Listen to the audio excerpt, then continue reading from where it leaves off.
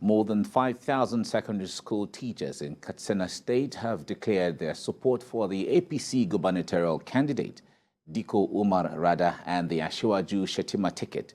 TVC News correspondent Abdulatif Yusuf reports on this. The event presents the moment for a strong review of the current situation by the teachers on the future of education and how it should affect their political choices. Teachers in the past were not known to active participation in partisan politics, but the turn of events has compelled the teachers to take a stand. In the association, we have the ANCOMs, the associations that deal with all principals. We have the ASPON, we have the NUT, the Nigerian Union Teachers Association. All these are associations that decided to support Dr. Dikko because they think and they look in future that he is the right candidate. Based on our assessment as a teacher, based on our assessment and based on a good work the present administration is doing, and the flag bearer of APC, that is Dr. Dikko Umar, we think and we observe and we see that this man is going to do the same or better than. So that is why all teachers decided to form this issue, to form this and do this rally. This rally is organized by some teachers' unions for the purpose of announcing to the public that teachers will not remain in the background despite their population and position in society. The rally was attended by the APC gubernatorial candidate Dikko Radda, who promised to bring effective education reforms if elected. Speakers expressed concern about the state and the need to elect leaders that truly understand what needs to be done to address factors affecting the education system. New Nigeria of today is the new Nigeria that provides every citizen to have freedom of expression, freedom of association. And this has been spelled out clearly in section 39 and 34 of the Federal Constitution of Nigeria, chapter 4.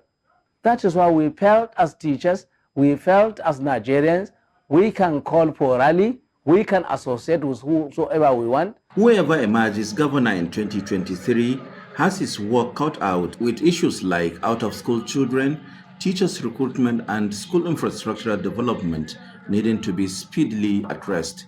Abdulatif Yusuf, TVC News, Katsina. As the days leading to the general election draw near, spokesman of the People's Democratic Party Campaign Management Committee in Delta State, Latimore Ogenesive, has again assured Nigerians that the party's presidential candidate, Atiku Abubakar, and his running mate, Ifeanyi Okowa, will put an end to the nation's monolithic economy, which practically slowed down economic growth since 1960. Mr. Ogenesive, who was speaking in Asaba on Tuesday, says that the present situation, wherein states rely solely on monthly oil revenue from the federal government, has crippled production of Nigerian-made products and the extractive industry. He noted that self-reliance by regions and states under the restructuring federal system is assured by the PDP presidential and vice presidential candidates, and it will create healthy competition among regions, facilitate economic recovery, wealth creation, and sustainable growth. Mr. Ogenesive, who is also the executive assistant on communications to PDP vice presidential candidate, Senator Okowa, called on Nigerians, especially eligible voters, to cast their votes for the PDP so as to rescue Nigeria from bad governance. Moving ahead, let's turn our attention to Ondo State, where local government workers under the aegis of the Nigeria Union of Local Government Employees Tuesday protested what they described as failure of the state lawmakers to pass the Local Government Autonomy Bill. The workers who stormed the State House of Assembly threatened to shut it down, said if financial autonomy for local council is long overdue. The state president of Norge, Bola, urged lawmakers to do the needful by supporting the bill and passing it. He said that the lawmakers would not be allowed into the assembly complex until they guarantee the passage of the Local Government Autonomy Bill.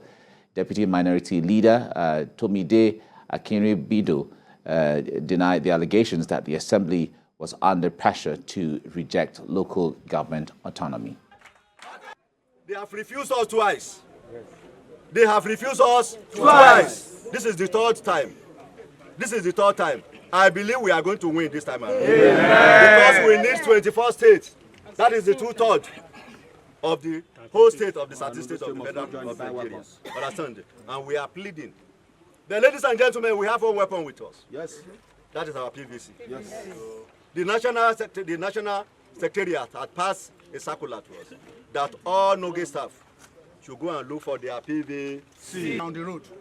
Every day we are in different parts of the country. The advocacy of this autonomy has been spread to the global world. They are aware. Even in our house here, I learned some of them are even complaining that we don't have our voice. Which voice do we want to add? Apart from what we've been doing from over 10 years ago that we have been agitating for autonomy. Constitution that we swore to defend and the interest of the constituents which we are here to represent.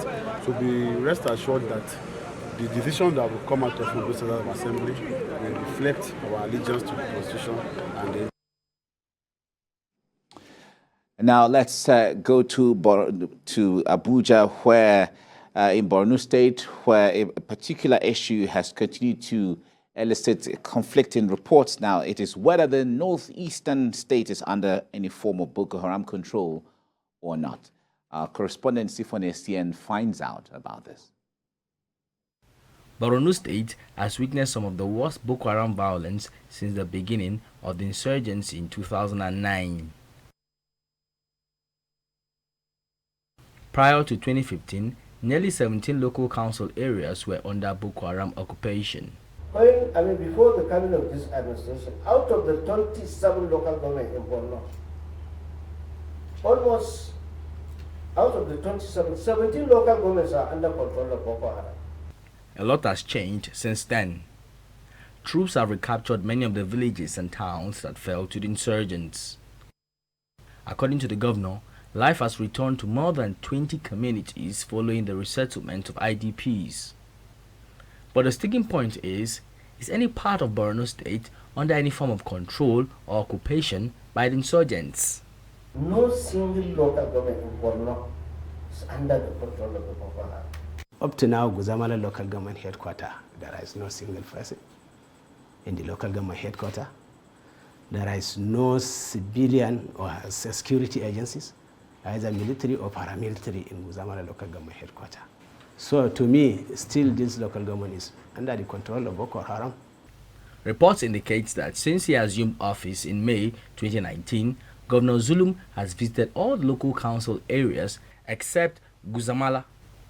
Since there is no single person living in the local government headquarters, and there is no security agencies in the local government headquarters. Even this local government, the one single local government, Guzamala, we are talking about it, is not under complete control of Boko Haram, but the people fear to go and settle there because the villages were destroyed, their farms were destroyed, and the local government is along the border, Nigeria and one of the sister countries. This gives credence to the need for a lot more efforts to ensure that normalcy returns to every part of the country. Sifon Asian TVC News, Abuja.